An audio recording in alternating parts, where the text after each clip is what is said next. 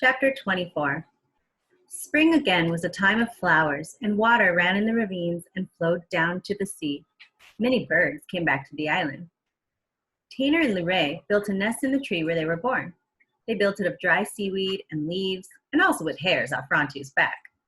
Whenever he was in the yard while it was being made, they would swoop down, if he were not looking, and snatch a beakful of fur and fly away. This he did not like, and he finally hid from them until the nest was finished. I'd been right in giving a girl's name to Luray, for she laid speckled eggs, and with some help from her mate, hatched 2 ugly fledglings, which soon became beautiful. I made up names for them and clipped their wings, and before long, they were as tame as their parents. I also found a young gull that had fallen from its nest to the beach below. Gulls make their nests high in the cliffs, in hollow places on the rocks. These places are usually small, and often I had watched a young one teetering on the edge of the nest and wondered why it did not fall. They seldom did. This one, which was white with a yellow beak, was not badly hurt, but he had a broken leg. I took him back to the house and bound the bones together with 2 small sticks and sinew. For a while, he did not try to walk. Then, because he was not old enough to fly, he began to hobble around the yard. With the young birds and the old ones, the white gull and Rontu, who was always trotting at my heels, the yard seemed a happy place. If only I had not remembered to talk.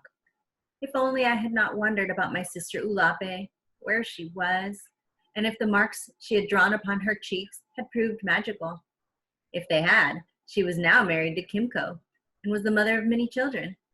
She would have smiled to see all of mine, which were so different from the ones I always wished to have.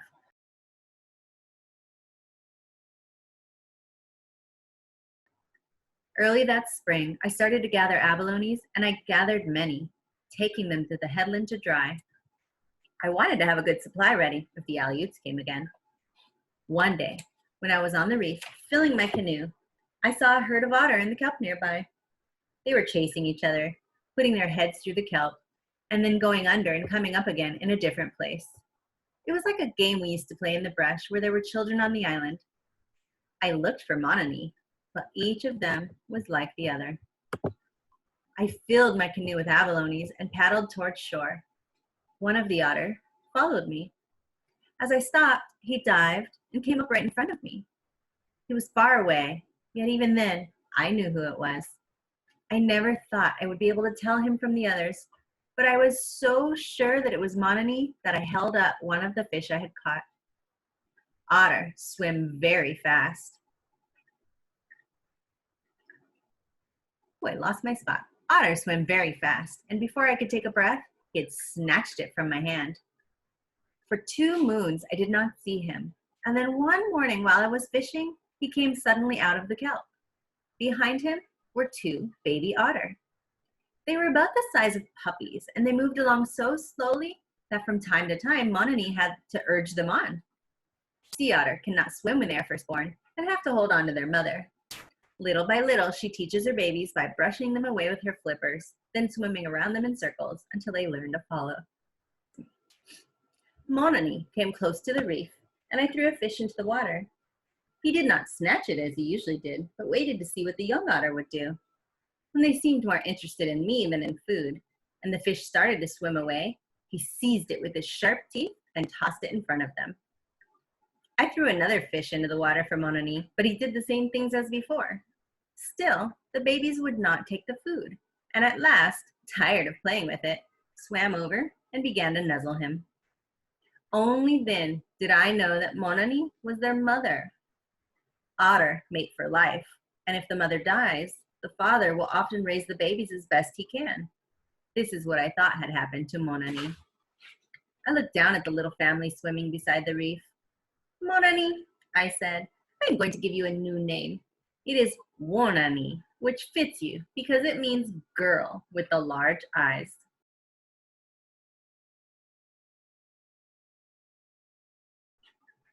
Young otter grew fast and soon were taking fish from my hand, but Wonani liked abalones better. She would let the abalone I tossed to her sink to the bottom and then dive and come up holding it against her body with a rock held in her mouth. Then she would float on her back and put the abalone on her breast and strike it again and again with the rock until the shell was broken. She taught her young to do this, and sometimes I sat on the reef all morning and watched the three of them pounding the hard shells against their breasts. If all otters did not eat abalones this way, I would have thought it was a game played by Wanani just to please me. But they all did, and I always wondered about it, and I wondered to this time. After that summer, after being friends with Wanani and her young, I never killed another otter. I had an otter cape for my shoulders, which I used until it wore out, but never again did I make a new one. Nor did I ever kill another cormorant for its beautiful feathers, although they have long, thin necks and make ugly sounds when they talk to each other. Nor did I kill sills for their sinews, using instead kelp to bind the things that needed it. Nor did I kill another wild dog. Nor did I try to spear another sea elephant. Ulapi would have laughed at me, and others would have laughed too, my father most of all.